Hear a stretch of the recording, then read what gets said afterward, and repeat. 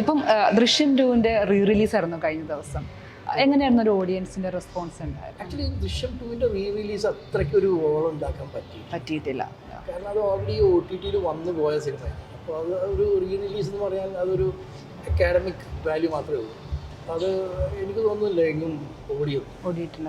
പക്ഷെ റീ റിലീസുകളുടെ ഒരു കാലം കൂടെയാണല്ലോ. മോഹൻലാൽ സിനിമയ്ക്ക് ഒരു പ്രത്യേക ഫാൻസ് ഉണ്ടെന്ന് തോന്നിയിട്ടുണ്ടോ? അല്ല, തീർച്ചയായിട്ടും ഉണ്ട്.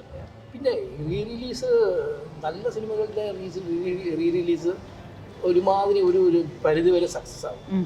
കാരണം ഒരു 20-30 കൊല്ലം മുമ്പ് റിലീസ് ചെയ്ത ഒരു ഹിറ്റ് പടമാണെങ്കിൽ വിച്ച് വാസ് ഇൻ സെല്ലുലോയിഡ്, അത് ഡിജിറ്റൈസ് ചെയ്ത് അതിൻ്റെ അറ്റ്മോസ് സൗണ്ടും 4K ക്വാളിറ്റിയും കൊടുത്തു കഴിഞ്ഞാൽ അതിനുള്ളൊരു ഓഡിയൻസ് വരും.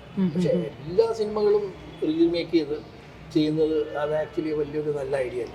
ഇൻഫാക്ട് അത് കാരണം തന്നെ ഇപ്പോൾ ഒരു നല്ല സിനിമ റിലീസ് ചെയ്യുന്ന തന്നെ ആൾക്കാർ വരുന്നില്ല. കാരണം ഈ എണ്ണം കൂടി.